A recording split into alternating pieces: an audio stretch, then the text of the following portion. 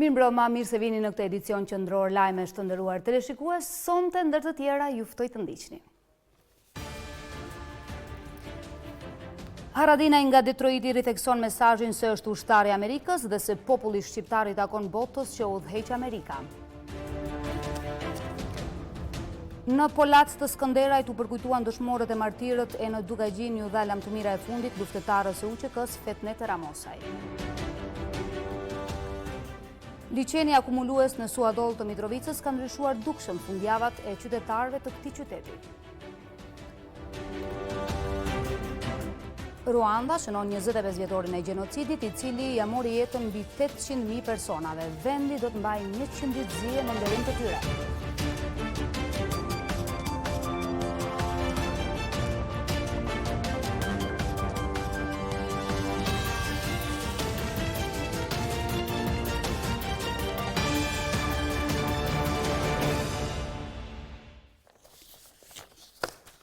Fillojmë tani më gjerësisht. Ministrat e jashtëm të shteteve anëtare të grupit të 7 vendeve më të zhvilluara, G7, u bën thirrje Beogradit dhe Prishtinës që të angazhohen në mënyrë konstruktive në normalizimin e marrëdhënieve me anë të një marrëveshjeje gjithëpërfshirëse dhe ligjërisht të detyrueshme.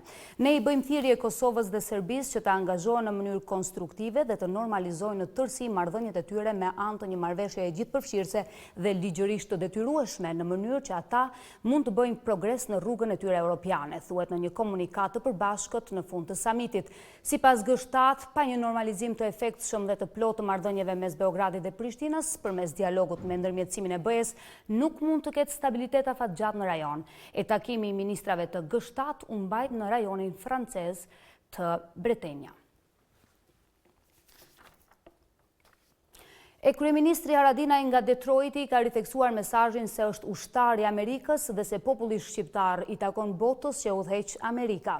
Ai këto mesazhe i dha derisa po qëndron në Detroit, ku është pritur me nderime nga komuniteti shqiptar i Malësisë dhe i të gjitha trojeve të tjera. E po ashtu, gjatë vizitës në Shtetet e Bashkuara të Amerikës, kryeministri pritet të zhvillojë edhe takime të tjera me zyrtar atje.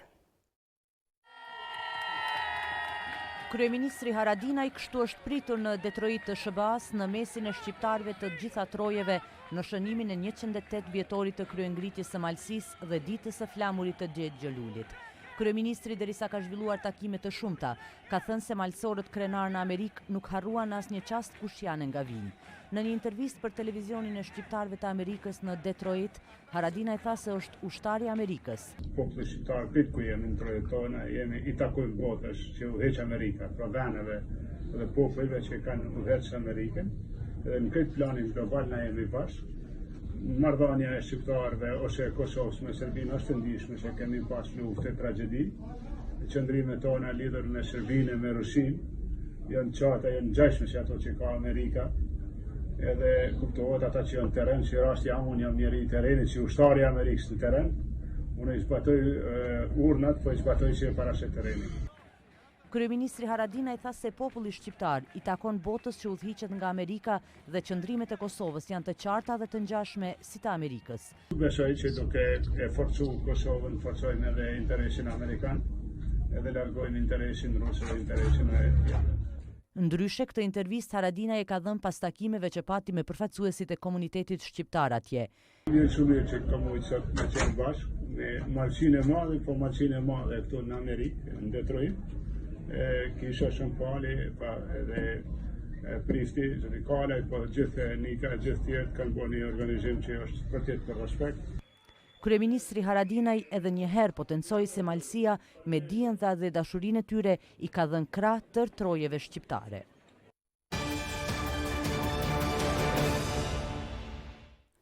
Vazhdojmë me lajme të tjera. Në Polac të Skënderajt janë përkujtuar dëshmorët, martirët dhe të zhdukurit e këtij fshati. Në tubimin përkujtimor, presidenti i vendit Hashim Thaçi kujtoi se anëkën Kosovës po përkujtohen martirët dhe heronjtë e kombit, teksa shtoi se shteti do të jetë gjithmonë afër familjeve të tyre dhe gjithë shoqërisë.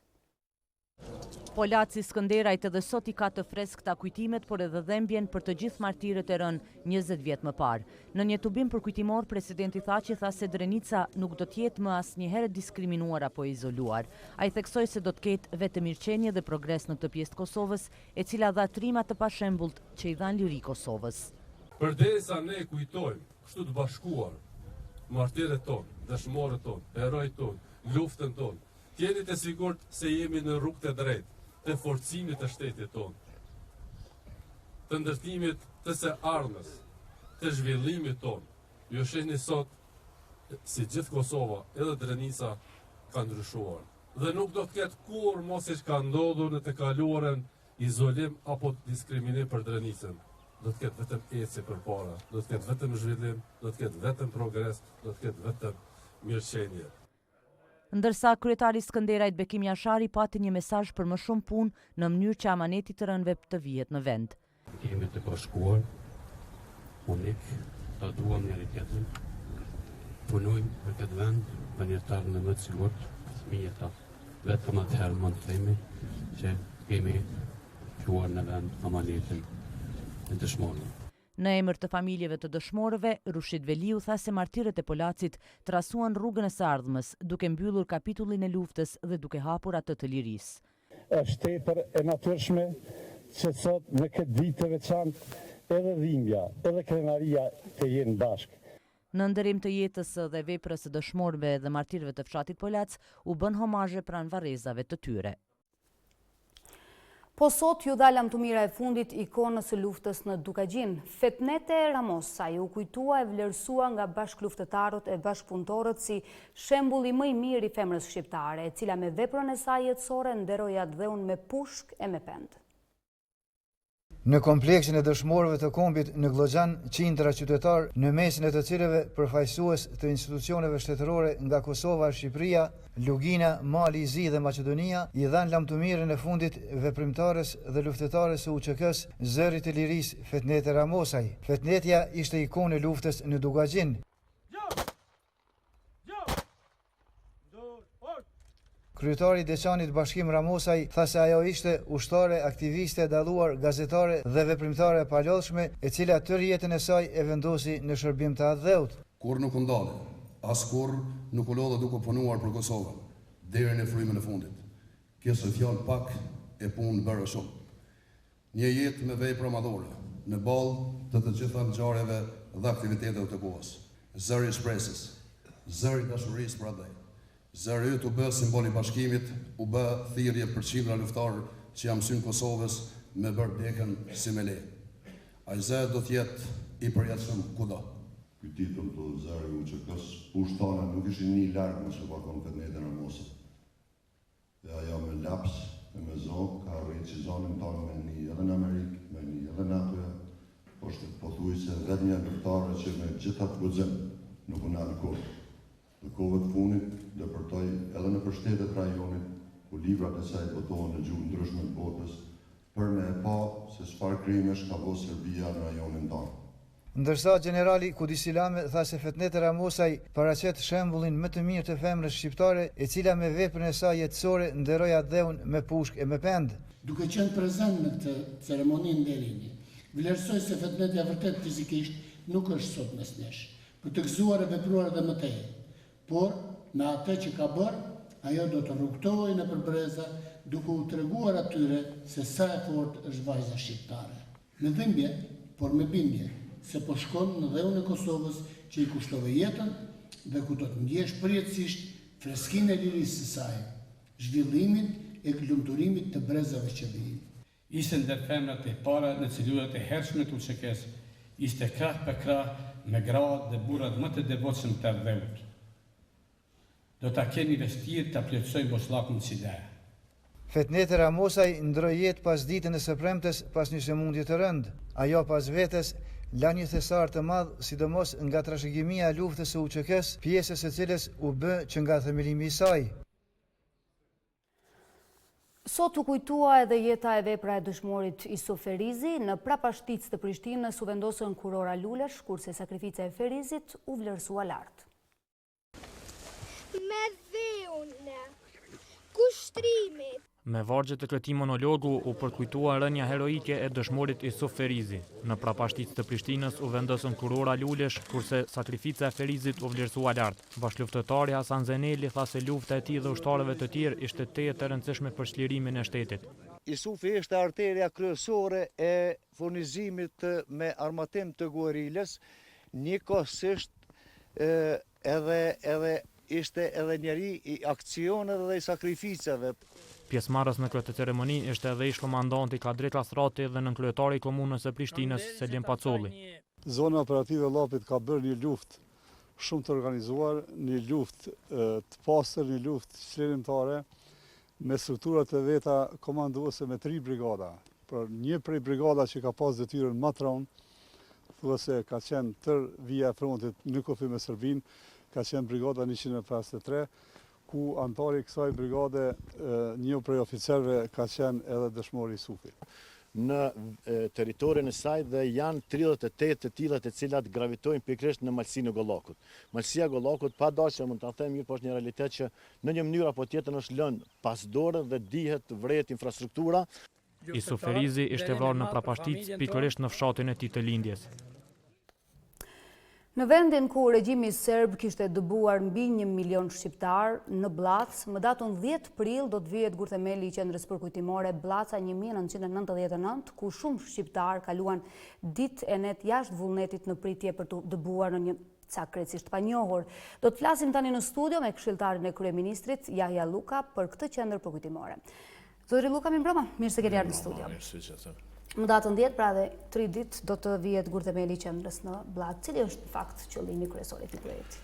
Po, me siguri se qëllimi kryesor është me dëshmu gjenocidin mbi popullin shqiptar, sepse dëbimi i 1 milion shqiptarëve është fakti i pamohueshëm dhe i cili deri me tani nuk është paraqitur sa duhet as faktorit ndërkombëtar dhe as ndonjë akt akuzë penale e cila duhet timrin Serbisë në adresën e shtetit serb për dëbimin me dhunë të kaq shumë shqiptarëve. Qëllimi kryesor është që t'i përkujtojmë jo vetëm ata që janë dëbu, por edhe gjithë ata që kanë dhënë jetën për këtë liri që ne sot po e gëzojmë.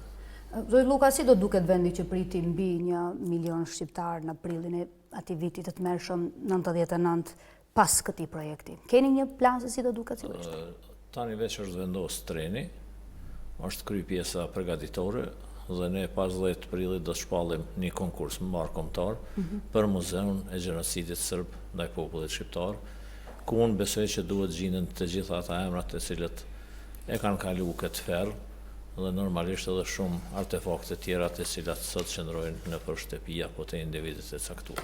Pra do të ketë muze ku do të vendoset edhe treni që po dëbonte shqiptarët. Një mesazh për kohë të gjatë. Po vetëm Kosova nuk ka muze të gjenocidit, sepse ne jemi ndoshta pas hebrejve populli vetëm i cili ka përjetuar një dëbim të tillë dhe qëllimi kryesor i Serbisë ka qenë që Kosova të jetë pa shqiptarët. Fatkeqësisht nuk ja ka arrit, fatbarësisht për ne që fal luftës së UÇK-s dhe shumë trimave të cilët dhanë edhe jetën dhe intervenimit të NATO-s, shumë shqiptarë janë kthyer edhe në tokën e djegur dhe sot jemi këtu. Zoti Luka, faleminderit që ishit në studio. Faleminderit juve.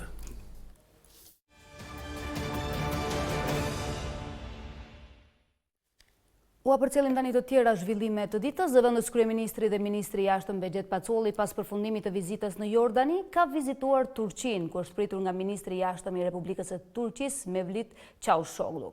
Pacolli ka shkruar në Facebook se raportet e shkëlqyera ndërmjet dy shteteve do të vazhdojnë edhe në tutje drejt avancimit, ndërsa Turqia nëpërmjet ministrit të jashtëm rikonfirmoi mbështetjen e gjithëanshme për Kosovën. Në Shtetet e Bashkuara të Amerikës u mbajt ceremonia përcjellëse për konsullin e Kosovës në Ajova, generalin Gjavit Gashi. Me këtë rast u çmua lart kontributi i general Gashit për marrëdhëniet miqësore midis Ajovas dhe Kosovës. Ai tha se ndjehet thellësisht i prekur nga vlerësimet që u bën nga pjesëmarrës të shumtë që morën pjesë në ceremoni.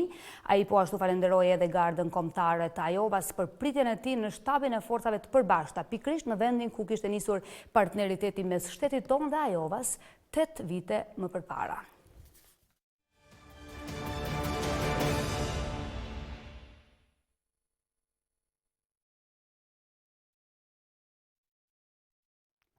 Do të ndrojmë tani temë. Kjo është e diela e 5 që në Mitrovic bizneset janë pothuajse gjithë ditën të mbyllura. Qendrat tregtare dhe supermarketet me vendim të komunës të dielave kanë të drejtë të punojnë vetëm deri në orën 11, ndërsa qytetarët po ndajnë mendime të ndryshme për këtë vendim të kryetarit të komunës.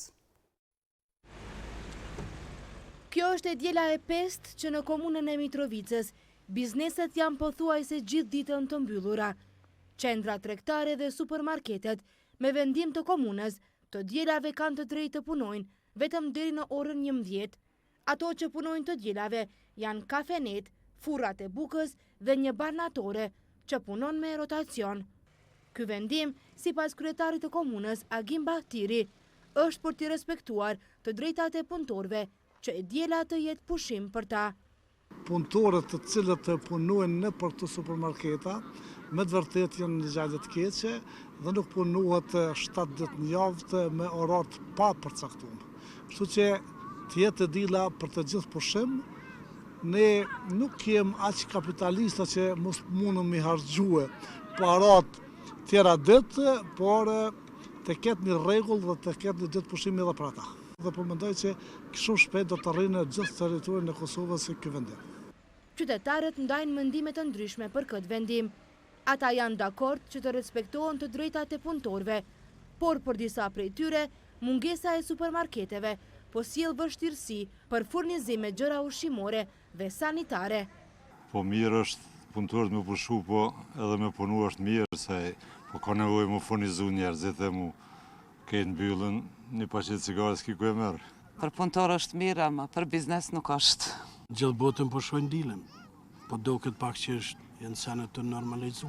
Mendoj për punëtor është shumë e drejtë, po për këta që kanë nevoja, duhet me punu një ushqimore 24 orë.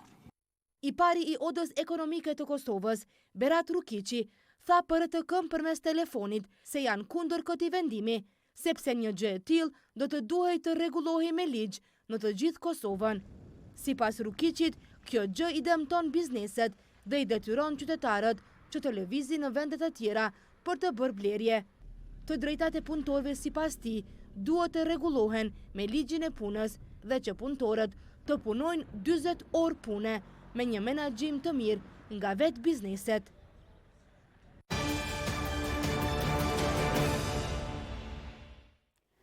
Instituti EPIK në publikimin e radhës ka trajtuar zhvillimet e fundit në lidhje me numrin e kërkesave të azilit në Bashkimin Evropian. Sipas këtij publikimi, nga të gjitha vendet e Ballkanit Perëndimor, Kosova ka shënuar rënje më të madhe të azilkërkuesve në Bashkimin Evropian, nga 72.480 në vitin 2015 në 4.970 në vitin 2018, ose rënje 93%. Në vitin 2015, Kosova dhe Shqipëria ishin vende me numër më të madh të azilkërkuesve nga Ballkani. Aleanca për Ardhmërinë e Kosovës sot ka mbajtur kuvendin zgjedhor në komunën e Podujevës. Kryetare e kësaj degë u zgjodh koordinatorja e deritashme Mrika Thaçi. Aleanca për Ardhmërinë e Kosovës sot ka mbajtur kuvendin zgjedhor në komunën e Podujevës. Kryetare e kësaj degë u zgjodh koordinatorja e deritashme Mrika Thaçi. Në fjalën e saj para anëtarëve të AK-s, Thaçi kërkoi unitet brenda partisë. Sakrifica dje dhe vendimorja e gëzimshme sot tregon që sfidave duhet të dalim ballë. Në shërbim të këtij misioni, në radhë të parë, ne duhet të tregojmë shembullin tonë, një aleancë që forcon vlerat e saj për të qenë e gatshme që shërbejë qytetarit. Ndërsa Besnik Tahiri nga AK-ja vlerësoi këtë proces zgjedhor si shumë të rëndësishëm. Sipas tij, vetëm me demokraci të brendshme, AK-ja do ta çojë Kosovën përpara. Mendoj që duhet ta kemi parasysh se sa më shumë që forcojmë demokracinë, pjesëmarrjen, sa më shumë që forcojmë debatin në parti, aq më të mirë kemi bë Kosovën, aq më të mirë kemi bë vendin. Aleanca për Ardhmërinë e Kosovës do të vazhdojë me kuvendet zgjedhore edhe në komunat e tjera.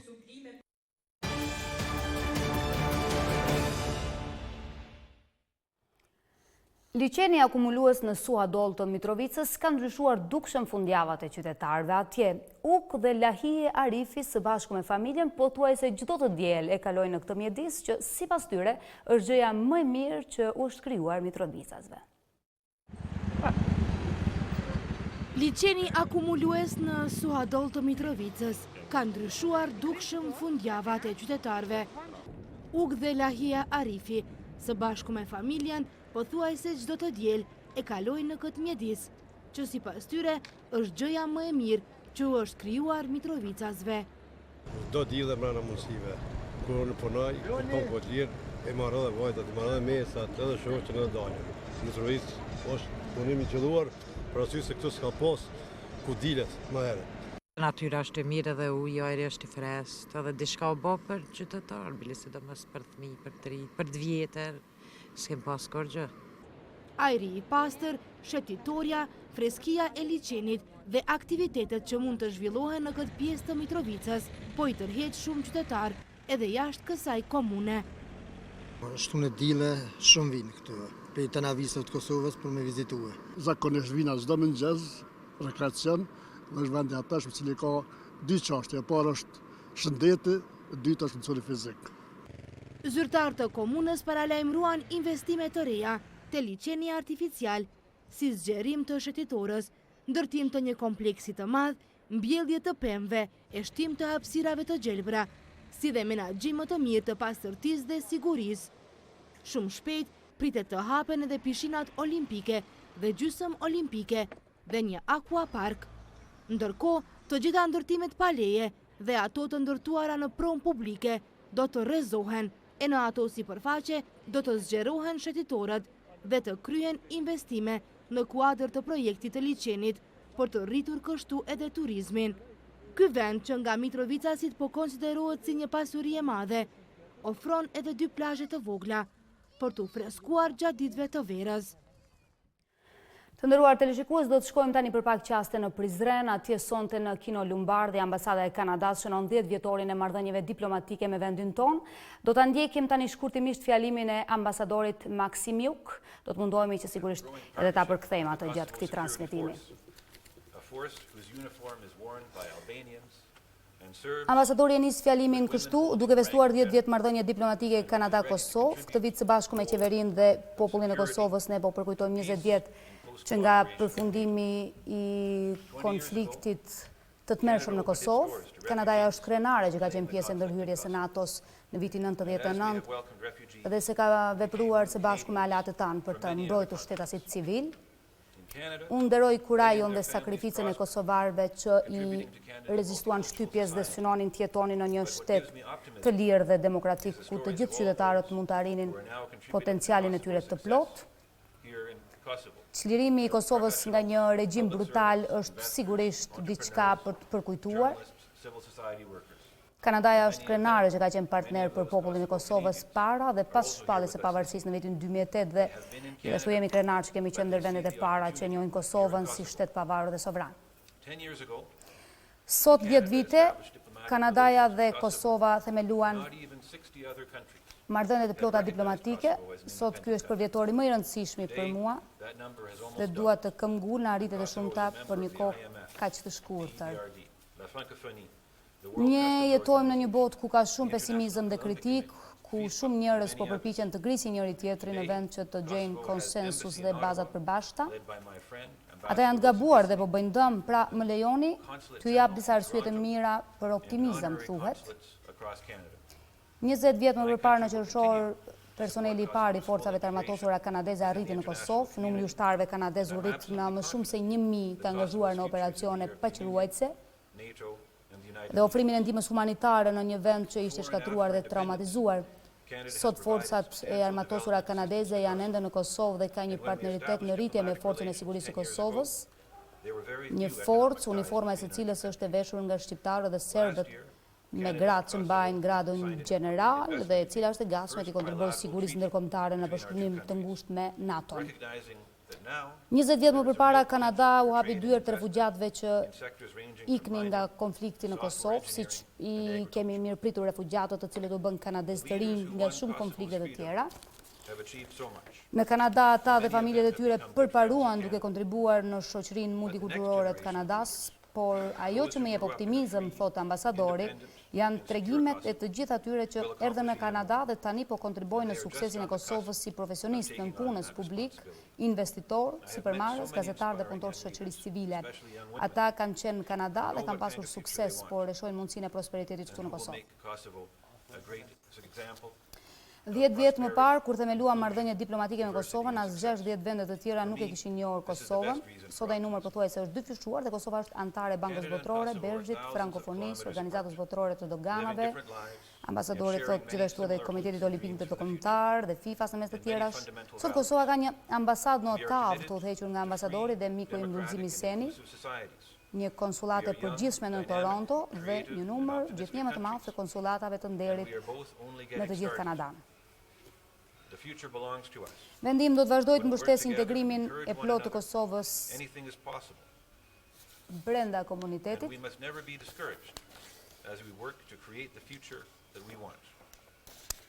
Brenda komunitetit ndërkombëtar dhe jam absolutisht i bindur se ardhja e Kosovës është në Bashkimin Evropian, në NATO dhe në Kombet e Bashkuara.